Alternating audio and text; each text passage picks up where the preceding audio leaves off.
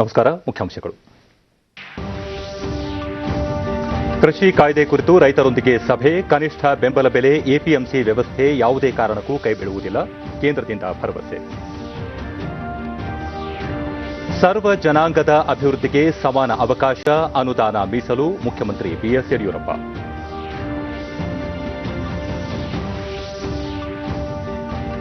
ಲೋಕಸಭೆ, ವಿಧಾನಸಭೆ ಮಾದರಿಯಲ್ಲೇ ಗ್ರಾಮ ಪಂಚಾಯಿತಿ ಚುನಾವಣೆ ಎದುರಿಸಲು ಬಿಜೆಪಿ ಸಜ್ಜು.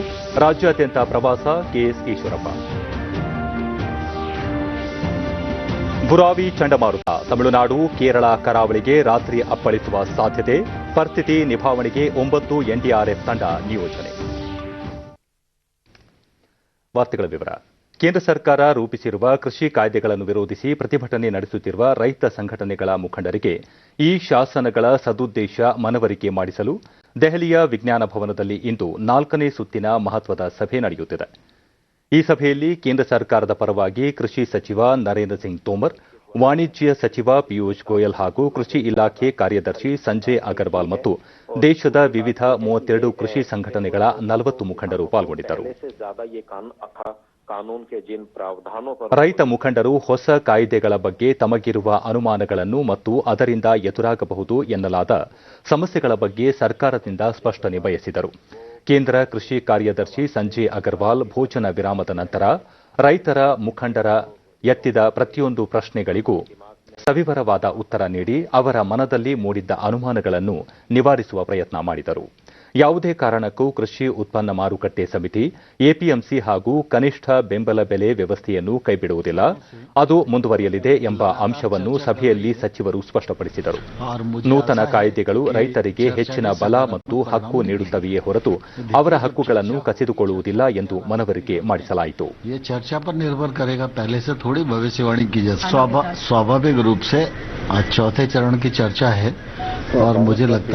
ಇದಕ್ಕೂ ಮುನ್ನ ಸಭೆಗೆ ತೆರಳುವ ಮುನ್ನ ಕೃಷಿ ಸಚಿವ ನರೇಂದ್ರ ಸಿಂಗ್ ತೋಮರ್, ಭಾರತ ಸರ್ಕಾರ ರೈತ ಮುಖಂಡರೊಂದಿಗೆ ಮುಕ್ತ ಮನಸ್ಸಿನಿಂದ ಮಾತುಕತೆ ನಡೆಸುತ್ತಿದ್ದು ಸಕಾರಾತ್ಮಕ ಪರಿಹಾರ ದೊರಕುವ ವಿಶ್ವಾಸ ಇದೆ ಎಂದು ತಿಳಿಸಿದ್ದರು. ಈ ಮಧ್ಯೆ ಇಂದು ಮಧ್ಯಾಹ್ನ ಪಂಜಾಬ್ ಮುಖ್ಯಮಂತ್ರಿ ಕ್ಯಾಪ್ಟನ್ ಅಮರಿಂದರ್ ಸಿಂಗ್ ಅವರು ಕೇಂದ್ರ ಗೃಹ ಸಚಿವ ಅಮಿತ್ ಶಾ ಅವರ ನಿವಾಸದಲ್ಲಿ ಅವರನ್ನು ಭೇಟಿ ಮಾಡಿ ಮಾತುಕತೆ ನಡೆಸಿದರು. ನಂತರ ಅವರು ಈ ಬಿಕ್ಕಟ್ಟಿನಿಂದ ತಮ್ಮ ರಾಜ್ಯದ ಆರ್ಥಿಕತೆ ಮತ್ತು ದೇಶದ ಭದ್ರತೆಯ ಮೇಲೂ ಪರಿಣಾಮ ಬೀರಲಿದ್ದು ಆದಷ್ಟು ಶೀಘ್ರ ಸಮಸ್ಯೆ ಪರಿಹರಿಸುವಂತೆ ಮನವಿ ಮಾಡಿದ್ದಾಗಿ ತಿಳಿಸಿದರು. ಪಂಜಾಬ್ನ ಮಾಜಿ ಮುಖ್ಯಮಂತ್ರಿ ಮತ್ತು ಶಿರೋಮಣಿ ಅಕಾಲಿ ದಳದ ಮುಖ್ಯಸ್ಥ ಪ್ರಕಾಶ್ ಸಿಂಗ್ ಬಾದಲ್ ಭಾರತ ಸರ್ಕಾರ ತಮಗೆ ನೀಡಿದ್ದ ಪದ್ಮ ವಿಭೂಷಣ ಪ್ರಶಸ್ತಿಯನ್ನು ಹಿಂತಿರುಗಿಸಿದ್ದಾರೆ. ಕೇಂದ್ರ ಸರ್ಕಾರ ಸಂಸತ್ತಿನಲ್ಲಿ ಅನುಮೋದಿಸಿರುವ 3 ಕೃಷಿ ಕಾಯ್ದೆಗಳ ವಿರುದ್ಧ ಪ್ರತಿಭಟನೆ ನಡೆಸುತ್ತಿರುವ ರೈತರೊಂದಿಗೆ ನಿಲ್ಲುವುದಾಗಿ ತಿಳಿಸಿರುವ ಬಾದಲ್ ಈ ನಿಟ್ಟಿನಲ್ಲಿ ಪ್ರಶಸ್ತಿ ಮರಳಿಸುತ್ತಿರುವುದಾಗಿ ತಿಳಿಸಿದ್ದಾರೆ. 2015ರಲ್ಲಿ ಪ್ರಕಾಶ್ ಸಿಂಗ್ ಬಾದಲ್ ಅವರಿಗೆ ಪದ್ಮ ವಿಭೂಷಣ ಪ್ರದಾನ ಮಾಡಲಾಗಿತ್ತು. ಸಂತ ಶ್ರೇಷ್ಠ ಕನಕದಾಸರ 533ನೇ ಜಯಂತಿ ಅಂಗವಾಗಿ ಕನಕಶ್ರೀ ಪ್ರಶಸ್ತಿ, ಕನಕ ಗೌರವ ಹಾಗೂ ಕನಕ ಯುವ ಪುರಸ್ಕಾರವನ್ನು ಮುಖ್ಯಮಂತ್ರಿ ಬಿಎಸ್ ಯಡಿಯೂರಪ್ಪ ಬೆಂಗಳೂರಿನಲ್ಲಿ ಇಂದು ಪ್ರದಾನ ಮಾಡಿದರು. ಈ ವೇಳೆ ಕನಕದಾಸರ ಭಾವಚಿತ್ರಕ್ಕೆ ಪುಷ್ಪ ನಮನ ಸಲ್ಲಿಸಿದರು. ಉಪಮುಖ್ಯಮಂತ್ರಿ ಗೋವಿಂದ ಕಾರಜೋಳ, ನಗರಾಭಿವೃದ್ಧಿ ಸಚಿವ ಬೈರತಿ ಬಸವರಾಜ್, ಕಾಗಿನೆಲೆ ಗುರುಪೀಠದ ಸ್ವಾಮೀಜಿ ಸೇರಿದಂತೆ ಅನೇಕ ಗಣ್ಯರು ಉಪಸ್ಥಿತರಿದ್ದರು.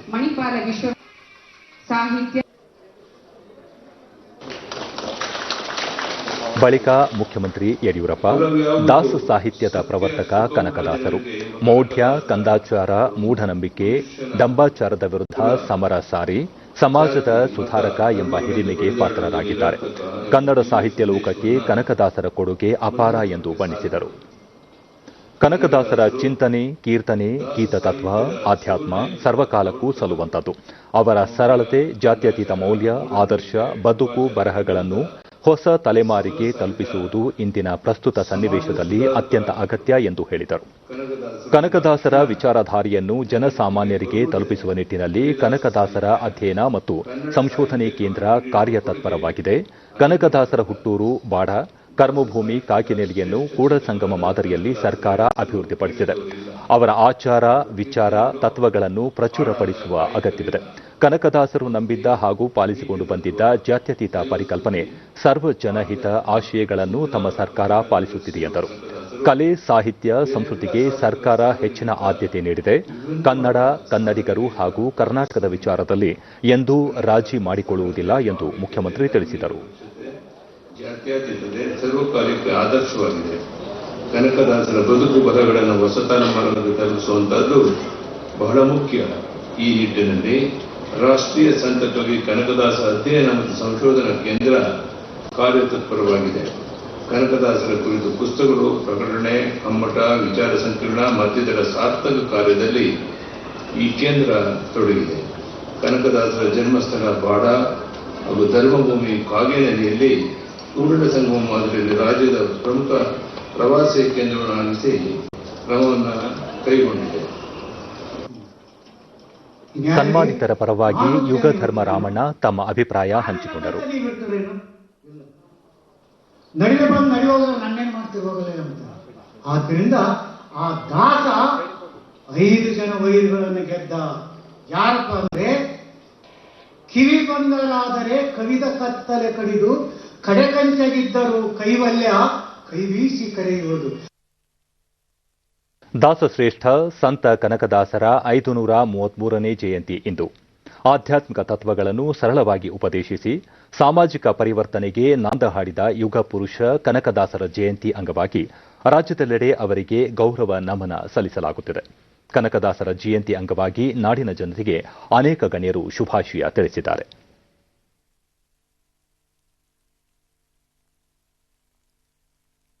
ಉಪಮುಖ್ಯಮಂತ್ರಿ ಗೋವಿಂದ ಕಾರಜೋಳ ನಾಡಿನ ಸಮಸ್ತ ಜನತೆಗೆ ದಾರ್ಶನಿಕ, ಕವಿ, ದಾಸಶ್ರೇಷ್ಠ ಕನಕದಾಸರ ಜಯಂತಿಯ ಶುಭಾಶಯಗಳು ಎಂದು ಟ್ವೀಟ್ ಸಂದೇಶದಲ್ಲಿ ತಿಳಿಸಿದ್ದಾರೆ. ಉಪಮುಖ್ಯಮಂತ್ರಿ ಡಾ ಸಿಎನ್ ಅಶ್ವತ್ಥನಾರಾಯಣ ದಾಸ ನುಡಿಗಳನ್ನು ಪ್ರಸ್ತಾಪಿಸಿ ನಾಡಿನ ಸಮಸ್ತ ಜನತೆಗೆ ಸಂತಶ್ರೇಷ್ಠ ಕನಕದಾಸ ಜಯಂತಿಯ ಶುಭಾಶಯಗಳು ಎಂದು ಟ್ವೀಟ್ ಮಾಡಿದ್ದಾರೆ. ಗೃಹ ಸಚಿವ ಬಸವರಾಜ ಬೊಮ್ಮಾಯಿ ನಾಡಿನ ಸಮಸ್ತ ಜನತೆಗೆ ದಾಸಶ್ರೇಷ್ಠ ಸಂತ, ಕವಿ ಕನಕದಾಸರ ಜಯಂತಿ ಉತ್ಸವದ ಹಾರ್ದಿಕ ಶುಭಾಶಯಗಳು ಎಂದು ಟ್ವೀಟ್ ಮಾಡಿದ್ದಾರೆ. ಸಚಿವ ಕೆಎಸ್ ಈಶ್ವರಪ್ಪ ಜಾತಿ, ಮತ, ಕುಲಗಳನ್ನು ಮೀರಿ ಭಕ್ತಿ ಮಾರ್ಗದಿಂದ ಭಗವಂತನನ್ನು ಒಲಿಸಿಕೊಂಡ ದಾಸಶ್ರೇಷ್ಠರಾದ ಕನಕದಾಸರಿಗೆ ಅನಂತ ಪ್ರಣಾಮಗಳನ್ನು ತಮ್ಮ ಟ್ವೀಟ್ ಸಂದೇಶದಲ್ಲಿ ತಿಳಿಸಿದ್ದಾರೆ.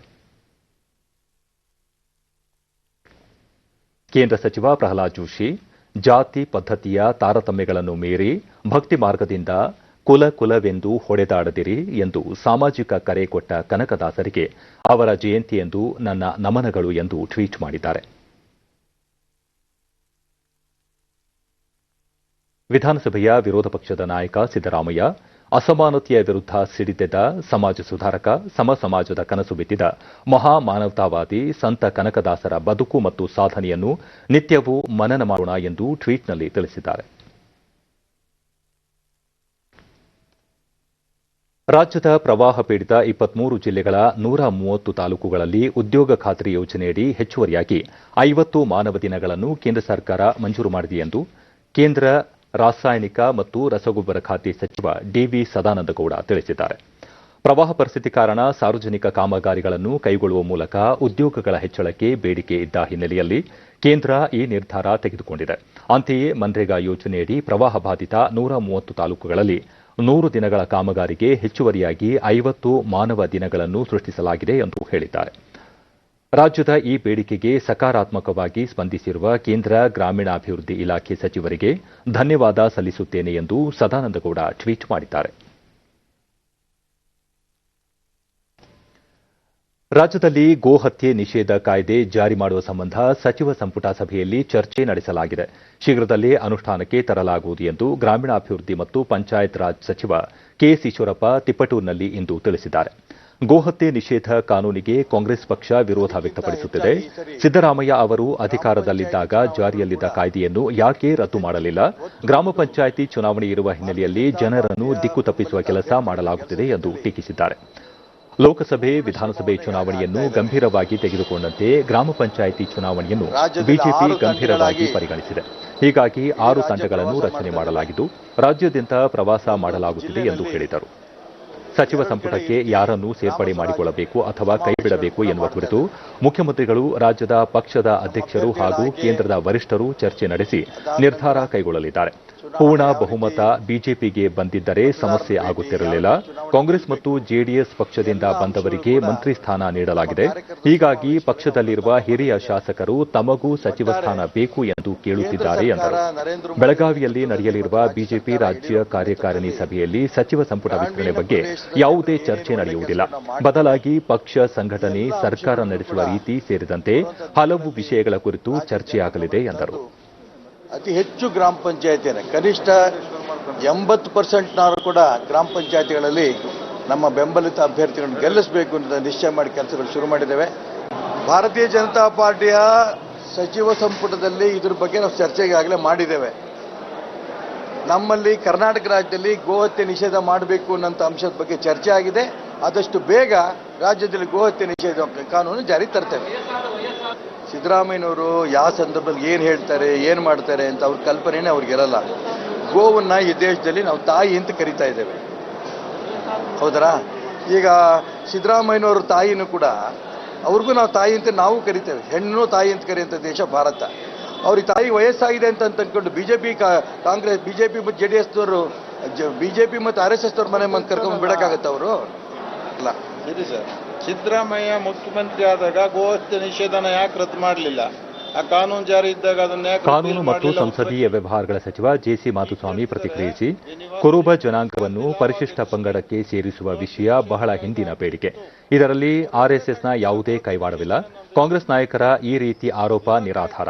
ಈ ವಿಷಯದಲ್ಲಿ ಸಚಿವ ಈಶ್ವರಪ್ಪ ಅವರನ್ನು ಎಳೆದು ತರುವುದು ಸರಿಯಲ್ಲ ಎಂದು ತಿಳಿಸಿದರು. ಮಂಗಳೂರು ಉತ್ತರ ಉಪವಿಭಾಗ ಪಣಂಬೂರಿನಲ್ಲಿ ನೂತನವಾಗಿ ನಿರ್ಮಾಣವಾಗಿರುವ 112 ಪೊಲೀಸ್ ಸಿಬ್ಬಂದಿ ವಸತಿ ಗೃಹಗಳ ಸಂಕೀರ್ಣವನ್ನು ಗೃಹ ಸಚಿವ ಬಸವರಾಜ ಬೊಮ್ಮಾಯಿ ಇಂದು ಉದ್ಘಾಟಿಸಿದರು. ಈ ಸಂದರ್ಭದಲ್ಲಿ ಜಿಲ್ಲಾ ಉಸ್ತುವಾರಿ ಸಚಿವ ಕೋಟಾ ಶ್ರೀನಿವಾಸ ಪೂಜಾರಿ, ಶಾಸಕ ರಘುಪತಿ ಭಟ್ ಸೇರಿದಂತೆ ಜನಪ್ರತಿನಿಧಿಗಳು ಹಾಗೂ ಹಿರಿಯ ಪೊಲೀಸ್ ಅಧಿಕಾರಿಗಳು ಉಪಸ್ಥಿತರಿದ್ದರು.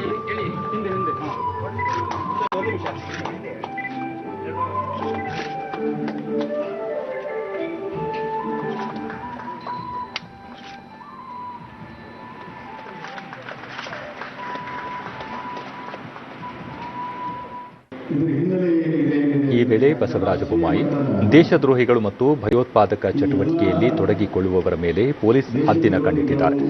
ಇತ್ತೀಚೆಗೆ ಮಂಗಳೂರಿನಲ್ಲಿ ಭಯೋತ್ಪಾದಕರ ಹೆಸರಲ್ಲಿ ಗೋಡೆ ಬರಹ ಬರೆದ ಪ್ರಕರಣಕ್ಕೆ ಸಂಬಂಧ ಪೊಲೀಸರು ಹಲವರನ್ನು ವಿಚಾರಣೆಗೆ ಒಳಪಡಿಸಿದ್ದು, ಶೀಘ್ರವೇ ಆರೋಪಿಗಳನ್ನು ಬಂಧಿಸಲಿದ್ದಾರೆ ಎಂದರು.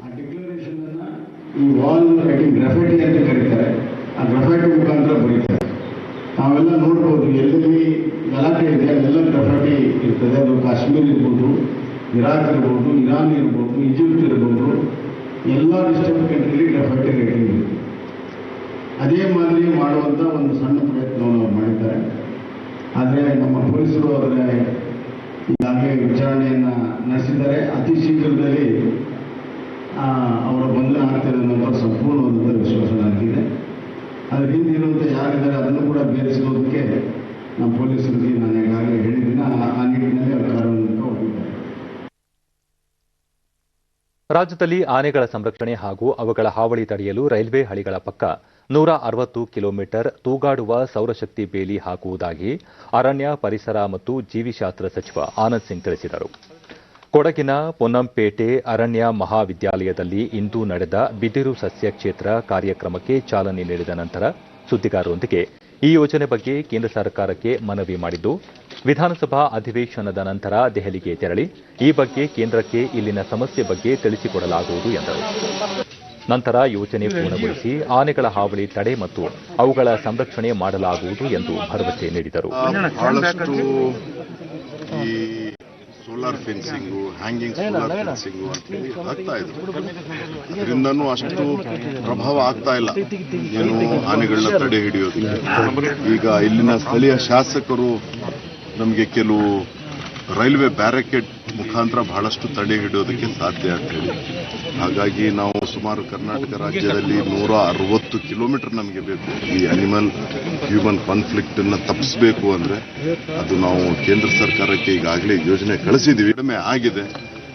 ನಮ್ಮ ಸೆಂಟ್ರಲ್ ಕ್ಯಾಂಪನಲ್ಲಿ ಬಹಳಷ್ಟು ಇದಕ್ಕೆ ಅನುದಾನ ಇರೋದ್ರಿಂದ ನಾವು ಕೇಂದ್ರ ಸಚಿವರಿಗೆ ಈಗಾಗಲೇ ದೂರವಾಣಿ ಮೂಲಕ ನಾವು ಸಂಪರ್ಕ ಮಾಡಿದ್ದೀವಿ, ಪ್ರಪೋಸಲ್ ಕಳಿಸಿದ್ದೀವಿ ಅಂತೇಳಿ. ಅವ್ರು ಏನು ಹೇಳ್ತಾ ಇದ್ದಾರೆ, ಸ್ವಲ್ಪ ಬಂದು ತಾವು ಇದನ್ನ ಎಕ್ಸ್ಪ್ಲೇನ್ ಮಾಡಿ ಯಾವ ರೀತಿ ತಡೆ ಹಿಡಿಬಹುದು ಅನ್ನೋದನ್ನ ಅವರು ಕೇಳಿರೋದಕ್ಕೆ ನಾವು ಈಗ ನಮ್ಮ ವಿಧಾನಸಭಾ ಅಧಿವೇಶನ ಮುಗಿದ ನಂತರ ಖಂಡಿತವಾಗಿ ಹೋಗಿ ನಾವು ಏನು 150-160 ಕಿಲೋಮೀಟರ್ ಏನು ಇಡೀ ಕರ್ನಾಟಕ ರಾಜ್ಯದಲ್ಲಿ ಕೃಷಿ ಸಚಿವ ಬಿಸಿ ಪಾಟೀಲ್, ಶಾಸಕ ಕೆಜಿ ಬೋಪಯ್ಯ, ಅರಣ್ಯ ಮಹಾವಿದ್ಯಾಲಯದ ಅಧಿಕಾರಿಗಳು ಕಾರ್ಯಕ್ರಮದಲ್ಲಿ ಉಪಸ್ಥಿತರಿದ್ದರು.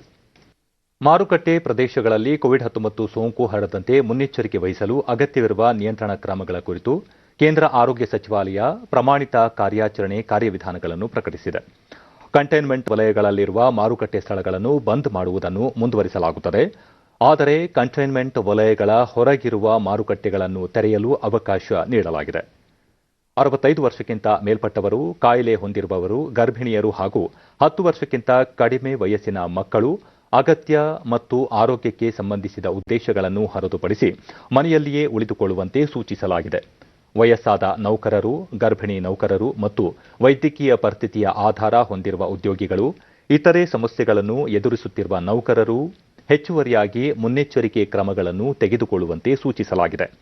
ಈ ವ್ಯಕ್ತಿಗಳು ನೇರವಾಗಿ ಸಾರ್ವಜನಿಕರೊಂದಿಗೆ ಸಂಪರ್ಕ ಹೊಂದುವುದನ್ನು ನಿಷೇಧಿಸಲಾಗಿದ್ದು, ಈ ರೀತಿಯ ಕೆಲಸಗಳಲ್ಲಿ ಸೇವೆ ಸಲ್ಲಿಸದಂತೆಯೂ ತಡೆ ನೀಡಲಾಗಿದೆ.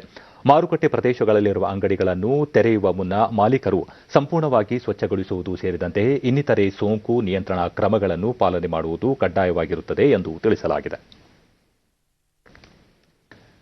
ಮಾರಕ ಕೋವಿಡ್ ಮಹಾಮಾರಿಯ ವಿರುದ್ಧ ಹೋರಾಡುತ್ತಿರುವ ಭಾರತ ಪ್ರಕರಣವನ್ನು ತಡೆಯುವ ನಿಟ್ಟಿನಲ್ಲಿ ಸೋಂಕು ಪತ್ತೆ ಪರೀಕ್ಷೆ, ಸಂಪರ್ಕ ಪತ್ತೆ ಮತ್ತು ಸೂಕ್ಷ್ಮ ಹಾಗೂ ಸಕಾಲಿಕ ಚಿಕಿತ್ಸೆಗೆ ಒತ್ತು ನೀಡಿದ್ದು ದೇಶದಾದ್ಯಂತ ವ್ಯಾಪಕವಾಗಿ ಕೊರೋನಾ ಮಾದರಿ ಪರೀಕ್ಷೆ ನಡೆಸುತ್ತಿದೆ.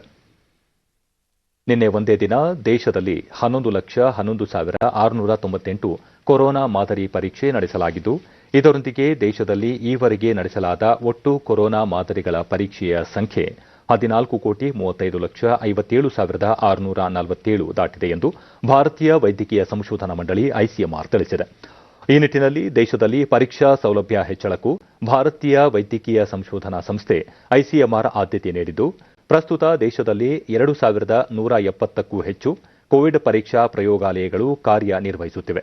ಪ್ರಸ್ತುತ ದೇಶದಲ್ಲಿ ಪ್ರತಿನಿತ್ಯ 15 ಲಕ್ಷ ಕೊರೋನಾ ಪರೀಕ್ಷೆ ನಡೆಸುವ ಸಾಮರ್ಥ್ಯ ಇದೆ ಎಂದು ಐಸಿಎಂಆರ್ ತಿಳಿಸಿದೆ. ತಮಿಳುನಾಡು ರಾಜಕೀಯಕ್ಕೆ ಪ್ರವೇಶಿಸಲು ಖ್ಯಾತ ಚಲನಚಿತ್ರ ನಟ ರಜನಿಕಾಂತ್ ನಿರ್ಧರಿಸಿದ್ದು, ಡಿಸೆಂಬರ್ 31ರಂದು ಅಧಿಕೃತ ಘೋಷಣೆ ಮಾಡಲಿದ್ದಾರೆ. ಇದರೊಂದಿಗೆ ಸೂಪರ್ ಸ್ಟಾರ್ ರಾಜಕೀಯ ಪ್ರವೇಶ ಕುರಿತಂತೆ ಇದ್ದ ಎಲ್ಲ ಊಹಾಪೋಹಗಳಿಗೆ ತೆರೆ ಬೀಳಲಿದೆ. ತಮಿಳುನಾಡಿನಲ್ಲಿ ಮುಂದಿನ ವರ್ಷ ವಿಧಾನಸಭೆಗೆ ಚುನಾವಣೆ ನಡೆಯಲಿದ್ದು, ತಾವು ಈ ಚುನಾವಣೆಯಲ್ಲಿ ಸ್ಪರ್ಧಿಸುವುದಾಗಿ ರಜನಿಕಾಂತ್ ಹೇಳಿದ್ದಾರೆ. ಜೊತೆಗೆ ಬರುವ ಜನವರಿಯಲ್ಲಿ ತಮ್ಮದೇ ರಾಜಕೀಯ ಪಕ್ಷವನ್ನು ಸ್ಥಾಪಿಸುವುದಾಗಿಯೂ ಸುಳಿವು ನೀಡಿದ್ದಾರೆ. ತಮಿಳುನಾಡಿನಲ್ಲಿ ಡಿಎಂಕೆ ನಾಯಕ ಕರುಣಾನಿಧಿ ಮತ್ತು ಎಐಎಡಿಎಂಕೆ ನಾಯಕಿ ಜಯಲಲಿತಾ ಅವರ ನಿಧನದಿಂದ ರಾಜಕೀಯ ಪರಿಸ್ಥಿತಿಯೇ ಬದಲಾಗಿದೆ. ಭಾರತೀಯ ಜನತಾ ಪಾರ್ಟಿ ಸಹ ತಮಿಳುನಾಡಿನಲ್ಲಿ ತಮ್ಮ ಅಸ್ತಿತ್ವ ಸ್ಥಾಪಿಸಲು ಪ್ರಯತ್ನ ಮಾಡುತ್ತಿದೆ.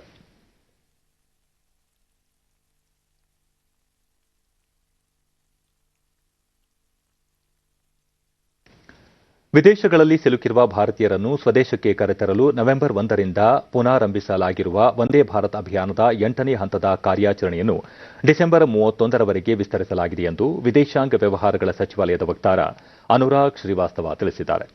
ಈ ವಿಸ್ತರಿತ 8+ ಹಂತದಲ್ಲಿ 15 ರಾಷ್ಟ್ರಗಳಿಂದ 897 ಅಂತಾರಾಷ್ಟೀಯ ವಿಮಾನಗಳು ಹಾರಾಟ ನಡೆಸಲಿದ್ದು, ಅಂದಾಜು 1,50,000 ಪ್ರಯಾಣಿಕರನ್ನು ಕರೆತರಲಿವೆ.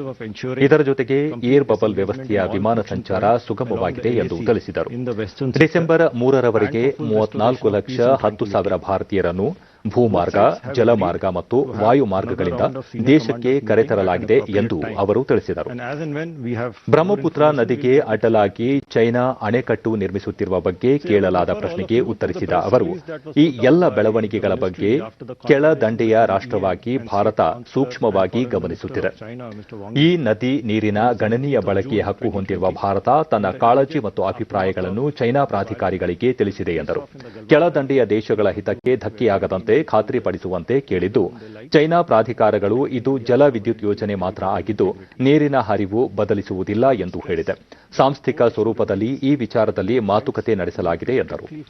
The various bilateral agreements and protocols in their entirety, including the 1993 and 1996 agreement on maintenance of peace and tranquility along the LAC in the border areas, which require that there should not be amassing of troops.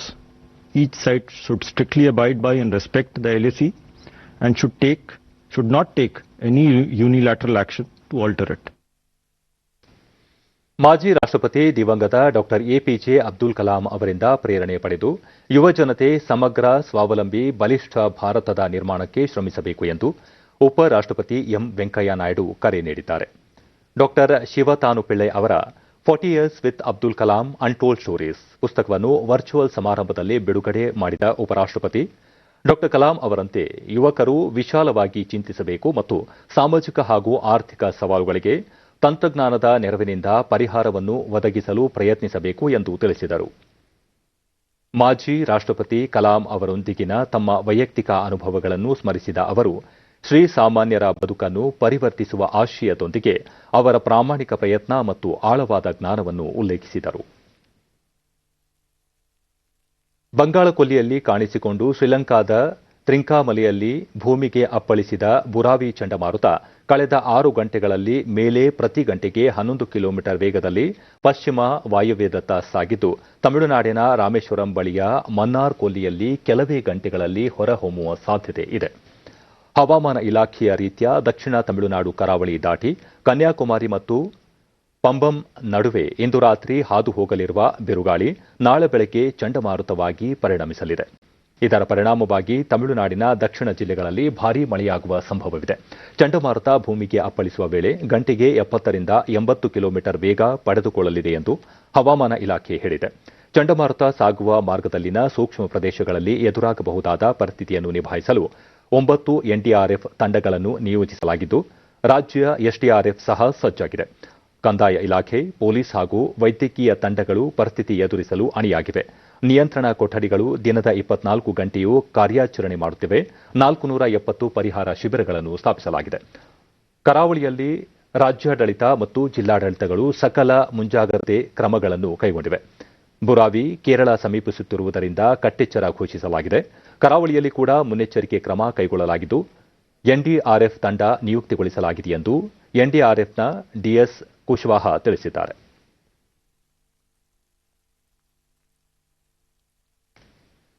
Chikkamagaluru ಜಿಲ್ಲೆಯ ಭದ್ರಾ ಹುಲಿ ಸಂರಕ್ಷಿತ ಪ್ರದೇಶದಲ್ಲಿರುವ ಹೆಬ್ಬೆ ಜಲಪಾತ ನೋಡುಗರ ಕಣ್ಮನ ಸೆಳೆಯುತ್ತಿದೆ. ಇಲ್ಲಿನ ಬೆಟ್ಟಗಳು, ಅರಣ್ಯ ಪ್ರದೇಶಗಳ ನಡುವೆ ಧುಮ್ಮಿಕ್ಕಿ ಹರಿಯುವ ಈ ಜಲಪಾತ ತಣಿಬೈಲು ವಲಯದ ಕೆಮ್ಮಣ್ಣುಗುಂಡಿ ಶಾಖೆಗೆ ಸೇರಿದೆ. ಸುಮಾರು 563 ಅಡಿ ಎತ್ತರದಿಂದ ನೀರು ಕಣಿವೆಗೆ ಧುಮ್ಮಿಕ್ಕಿ ಹರಿದು ಭದ್ರಾ ನದಿಯನ್ನು ಸೇರುತ್ತದೆ. ದಟ್ಟ ಕಾನನದಲ್ಲಿ ಹರಿಯುವ ಹೆಬ್ಬೆಯನ್ನು ನೋಡಲು ದಟ್ಟಾರಣ್ಯ, ಕಚ್ಚಾ ರಸ್ತೆಗಳು, ಸಣ್ಣಪುಟ್ಟ ಹಳ್ಳಕೊಳ್ಳಗಳು, ಸೇತುವೆಗಳ ನಡುವೆ ಸಾಗುತ್ತಾ ಹೋದರೆ ಬಿಳಿಯ ಬೆಟ್ಟದಂತೆ ಕಾಣುವ ಜಲಪಾತ ಹತ್ತಿರ ಸಾಗಿದಷ್ಟು ತನ್ನತ್ತ ಸೆಳೆಯುತ್ತದೆ. ನಿಸರ್ಗ ನಿರ್ಮಿತ ಕಣಿವೆಗೆ ಧುಮುಕುವ ನೀರು, ನೀರಿನ ಝಲಕ್, ಸುತ್ತಲಿನ ಬೆಟ್ಟಗುಡ್ಡಗಳ ಸೌಂದರ್ಯ ಎಂತಹವರ ಮೈಮನವನ್ನು ರೋಮಾಂಚನಗೊಳಿಸುತ್ತದೆ. ಹೀಗೆ ಕಣ್ಮನ ಸೆಳೆಯುವ ಹೆಬ್ಬೆಗೆ ನಿತ್ಯ ನೂರಾರು ಮಂದಿ ಪ್ರವಾಸಿಗರು ಬಂದು ಇಲ್ಲಿನ ಸೌಂದರ್ಯವನ್ನು ಕಣ್ತುಂಬಿಕೊಳ್ಳುತ್ತಾರೆ. ಈ ಕುರಿತು ಡಿಡಿ ನ್ಯೂಸ್ನೊಂದಿಗೆ ತಣಿಬೈಲು ವಲಯ ಅರಣ್ಯಾಧಿಕಾರಿ ನವೀನ್ ಕುಮಾರ್, ಈ ಜಲಪಾತ ವೀಕ್ಷಿಸಲು ಪ್ರವಾಸಿಗರು, ಸ್ಥಳೀಯರು ಕೂಡ ಉತ್ಸುಕರಾಗಿದ್ದಾರೆ. ಪರಿಸರ ಸಂರಕ್ಷಿಸಲು ಸ್ಥಳೀಯರೊಂದಿಗೆ ಸಮಿತಿ ರಚಿಸಲಾಗಿದೆ ಎಂದರು. ಹೋಗ್ಬೇಕು ಅನ್ನೋದಕ್ಕೆ ಒಂದು ಇದು ಮಾಡಿದ್ವಿ. ಇದು ಪರಿಸರ ಅಭಿವೃದ್ಧಿ ಸಮಿತಿ ಮತ್ತು ಇಲಾಖೆಯ ಸಹಭಾಗಿತ್ವದಲ್ಲಿ ಇದೊಂದು ಉಪವಲಯ ಅರಣ್ಯಾಧಿಕಾರಿ ಪೂರಪ್ಪ ರಾಪೂರ್, ಪ್ರವಾಸಿಗರ ಹಿತದೃಷ್ಟಿಯಿಂದ ಈ ಪ್ರದೇಶದಲ್ಲಿ ಪ್ಲಾಸ್ಟಿಕ್, ಧೂಮಪಾನ, ಮದ್ಯಪಾನ ನಿಷೇಧಿಸಲಾಗಿದೆ ಎಂದು ಹೇಳಿದರು. ಮುಂದಿನ ಪೀಳಿಗೆ ಸಹಕಾರ ಮಾಡಬೇಕಾಗಿ ಕೇಳಿಕೊಳ್ಳುತ್ತಾರೆ. ವರ್ಷ ಪೂರ್ತಿ ನೀರು ಹರಿಯುತ್ತೆ. ಪ್ರವಾಸಿಗ ಮಧು, ಸ್ನೇಹಿತರೆಲ್ಲ ಪ್ರವಾಸಕ್ಕೆ ಬಂದಿದ್ದು ಈ ಜಲಪಾತಕ್ಕೆ ಬರುವ ದಾರಿಯು ರೋಚಕವಾಗಿದೆ. ಜಲಪಾತ ಸುಂದರವಾಗಿದೆ. ಕುಟುಂಬ ಸಮೇತ ಭೇಟಿ ನೀಡಬೇಕು ಎಂದರು. ಪ್ರವಾಸಿಗ ನಿತಿನ್, ಪ್ರತಿಯೊಬ್ಬರೂ ಒಮ್ಮೆಯಾದರೂ ಈ ಜಲಪಾತಕ್ಕೆ ಭೇಟಿ ನೀಡಿ ಈ ಸುಂದರ ತಾಣವನ್ನು ವೀಕ್ಷಿಸಬೇಕು ಎಂದು ಹೇಳಿದರು.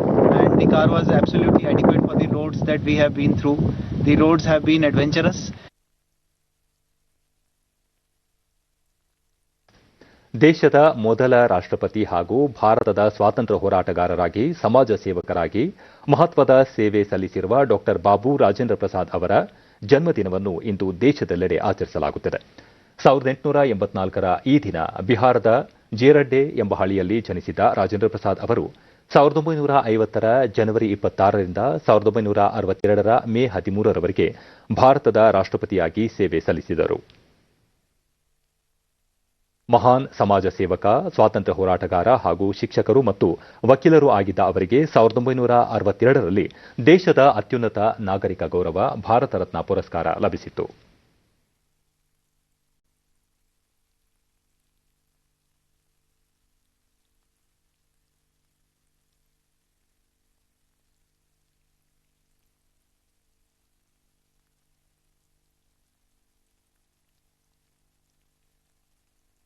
ರಾಷ್ಟ್ರಪತಿ ಭವನದಲ್ಲಿ ಇಂದು ರಾಷ್ಟ್ರಪತಿ ರಾಮನಾಥ್ ಕೋವಿಂದ್ ಅವರು ಡಾ ಬಾಬು ರಾಜೇಂದ್ರ ಪ್ರಸಾದ್ ಅವರ ಭಾವಚಿತ್ರಕ್ಕೆ ಪುಷ್ಪ ನಮನ ಸಲ್ಲಿಸಿದರು.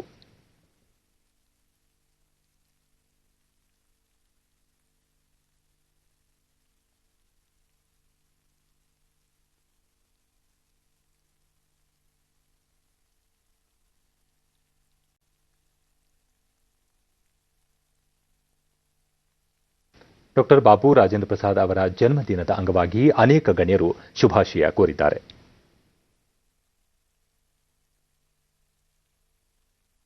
ಉಪರಾಷ್ಟ್ರಪತಿ ಎಂ ವೆಂಕಯ್ಯ ನಾಯ್ಡು ಸಂವಿಧಾನ ಸಭಾ ಅಧ್ಯಕ್ಷರಾಗಿ ಮತ್ತು ರಾಷ್ಟ್ರಪತಿಯಾಗಿ ಅವರು ಯಾವ ಸಂವಿಧಾನಕ್ಕೆ ಗೌರವವನ್ನು ತಂದುಕೊಟ್ಟಿದ್ದಾರೋ ಅದರ ಪಾಲನೆ ಮಾಡುವುದು ಭಾರತದ ಪ್ರತಿಯೊಬ್ಬ ಪ್ರಜೆಯ ಕರ್ತವ್ಯವಾಗಿದೆ ಎಂದು ಟ್ವೀಟ್ ಮಾಡಿದ್ದಾರೆ. ಪ್ರಧಾನಿ ನರೇಂದ್ರ ಮೋದಿ ಡಾ ಬಾಬು ರಾಜೇಂದ್ರ ಪ್ರಸಾದ್ ಅವರ ಜಯಂತಿ ಅಂಗವಾಗಿ ಗೌರವ ನಮನ ಸಲ್ಲಿಸುತ್ತೇನೆ. ಸ್ವಾತಂತ್ರ್ಯ ಚಳವಳಿ ಮತ್ತು ಸಂವಿಧಾನ ನಿರ್ಮಾಣದಲ್ಲಿ ಅವರು ಅತ್ಯುನ್ನತ ಪಾತ್ರ ನಿರ್ವಹಿಸಿದ್ದಾರೆ. ಸರಳ ಜೀವನ ಮತ್ತು ಉನ್ನತ ವಿಚಾರಗಳ ಆಧಾರಿತ ಅವರ ಜೀವನ ನಮಗೆಲ್ಲರಿಗೂ ಸದಾ ಪ್ರೇರಣೆಯಾಗಿರುತ್ತದೆ ಎಂದು ಟ್ವೀಟ್ ಸಂದೇಶದಲ್ಲಿ ತಿಳಿಸಿದ್ದಾರೆ. ಲೋಕಸಭಾ ಸ್ಪೀಕರ್ ಓಂ ಬಿರ್ಲಾ ಸ್ವಾತಂತ್ರ್ಯ ಚಳವಳಿ ಸಮಯದಲ್ಲಿ ನಿಮ್ಮ ಸಕ್ರಿಯ ಪಾತ್ರ ಹಾಗೂ ಸಂವಿಧಾನ ಸಭೆಯ ಅಧ್ಯಕ್ಷರಾಗಿ ನಿಮ್ಮ ಮಾರ್ಗದರ್ಶನ ಮತ್ತು ದೇಶದ ಮೊದಲ ಪ್ರಜೆಯಾಗಿ ನಿಮ್ಮ ಕೊಡುಗೆಗೆ ದೇಶ ಯಾವಾಗಲೂ ಋಣಿಯಾಗಿರುತ್ತದೆ ಎಂದು ಟ್ವೀಟ್ ಮಾಡಿದ್ದಾರೆ. ಕೇಂದ್ರ ವಾರ್ತಾ ಮತ್ತು ಪ್ರಸಾರ ಖಾತೆ ಸಚಿವ ಪ್ರಕಾಶ್ ಜಾವಡೇಕರ್ ದೇಶದ ಸ್ವಾತಂತ್ರ್ಯಕ್ಕೆ ಡಾ ಬಾಬು ರಾಜೇಂದ್ರ ಪ್ರಸಾದ್ ಅವರ ಕೊಡುಗೆ ಬಹುಮುಖ್ಯವಾಗಿದೆ ಎಂದು ಟ್ವೀಟ್ನಲ್ಲಿ ತಿಳಿಸಿದ್ದಾರೆ. ಮುಖ್ಯಮಂತ್ರಿ ಬಿಎಸ್ ಯಡಿಯೂರಪ್ಪ ಸ್ವಾತಂತ್ರ್ಯ ಹೋರಾಟಗಾರರಾಗಿ ಮತ್ತು 2 ಅವಧಿಗೆ ಭಾರತದ ರಾಷ್ಟ್ರಪತಿಗಳಾಗಿ ರಾಷ್ಟ್ರ ನಿರ್ಮಾಣದಲ್ಲಿ ಅವಿಸ್ಮರಣೀಯ ಸೇವೆ ಸಲ್ಲಿಸಿದ ಡಾ ಬಾಬು ರಾಜೇಂದ್ರ ಪ್ರಸಾದ್ ಅವರನ್ನು ದೇಶ ಸದಾ ಗೌರವಿಸುತ್ತದೆ ಎಂದು ಟ್ವೀಟ್ ಮಾಡಿದ್ದಾರೆ.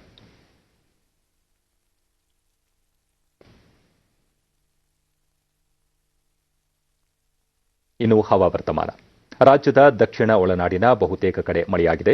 ಕರಾವಳಿ ಮತ್ತು ಉತ್ತರ ಒಳನಾಡಿನಲ್ಲಿ ಒಣಹವೆ ಮುಂದುವರಿಕೆ. ಬೀದರ್ನಲ್ಲಿ ಕನಿಷ್ಠ ತಾಪಮಾನ 9.4 ಡಿಗ್ರಿ ಸೆಲ್ಸಿಯಸ್ ದಾಖಲಾಗಿದೆ. ಮುನ್ಸೂಚನೆಯಂತೆ ಮುಂದಿನ 24 ಗಂಟೆಗಳಲ್ಲಿ ದಕ್ಷಿಣ ಒಳನಾಡಿನ ಕೆಲವು ಪ್ರದೇಶಗಳಲ್ಲಿ ಮಳೆಯಾಗುವ ಸಾಧ್ಯತೆ. ಕರಾವಳಿ ಮತ್ತು ಉತ್ತರ ಒಳನಾಡಿನಲ್ಲಿ ಒಣಹವೆ ಮುಂದುವರಿಯುವ ಸಾಧ್ಯತೆ. ಸುತ್ತಮುತ್ತ ಸಾಮಾನ್ಯ ಮೋಡ ಕವಿದ ವಾತಾವರಣ, ಹಗುರ ಮಳೆ ಸಾಧ್ಯತೆ. ಮುಂಜಾನೆ ಕೆಲ ಪ್ರದೇಶಗಳಲ್ಲಿ ಮಂಜು ಮುಸುಕುವ ಸಾಧ್ಯತೆ. ಗರಿಷ್ಠ ತಾಪಮಾನ 23 ಹಾಗೂ ಕನಿಷ್ಠ 18 ಡಿಗ್ರಿ ಸೆಲ್ಸಿಯಸ್ ದಾಖಲು ಸಂಭವ. ಕೊನೆಯಲ್ಲಿ ಮತ್ತೊಮ್ಮೆ ಮುಖ್ಯಾಂಶಗಳು. ಕೃಷಿ ಕಾಯ್ದೆ ಕುರಿತು ರೈತರೊಂದಿಗೆ ಸಭೆ, ಕನಿಷ್ಠ ಬೆಂಬಲ ಬೆಲೆ, ಎಪಿಎಂಸಿ ವ್ಯವಸ್ಥೆ ಯಾವುದೇ ಕಾರಣಕ್ಕೂ ಕೈಬಿಡುವುದಿಲ್ಲ, ಕೇಂದ್ರದಿಂದ ಭರವಸೆ. ಸರ್ವ ಜನಾಂಗದ ಅಭಿವೃದ್ಧಿಗೆ ಸಮಾನ ಅವಕಾಶ, ಅನುದಾನ ಮೀಸಲು, ಮುಖ್ಯಮಂತ್ರಿ ಬಿಎಸ್ ಯಡಿಯೂರಪ್ಪ.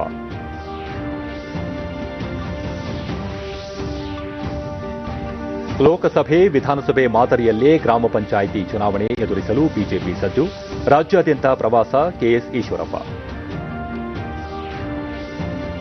ಬುರಾವಿ ಚಂಡಮಾರುತ, ತಮಿಳುನಾಡು, ಕೇರಳ ಕರಾವಳಿಗೆ ರಾತ್ರಿ ಅಪ್ಪಳಿಸುವ ಸಾಧ್ಯತೆ, ಪರಿಸ್ಥಿತಿ ನಿಭಾವಣೆಗೆ 9 ಎನ್ಡಿಆರ್ಎಫ್ ತಂಡ ನಿಯೋಜನೆ. ನಮ್ಮ ವಾರ್ತಾ ಪ್ರಸಾರವನ್ನು ನೀವು ಡಿಡಿ ಚಂದನ ನ್ಯೂಸ್ ಯೂಟ್ಯೂಬ್ ಚಾನೆಲ್ನಲ್ಲೂ ವೀಕ್ಷಿಸಬಹುದು. ವೀಕ್ಷಕರೇ, ತಪ್ಪದೇ ಮಾಸ್ಕ್ ಧರಿಸಿ. ನೀವು ಸುರಕ್ಷಿತವಾಗಿರುವುದರೊಂದಿಗೆ ನಿಮ್ಮವರನ್ನು ಸುರಕ್ಷಿತವಾಗಿರಿಸಿ. ಸರಿಯಾದ ಕ್ರಮದಲ್ಲಿ ಮುಖಗವಸು ತಪ್ಪದೇ ಧರಿಸಿ. ನಮ್ಮ ಮುಂದಿನ ವಾರ್ತಾ ಪ್ರಸಾರ ರಾತ್ರಿ 9 ಗಂಟೆಗೆ ಡಿಡಿ ಚಂದನದಲ್ಲಿ. ನಮಸ್ಕಾರ.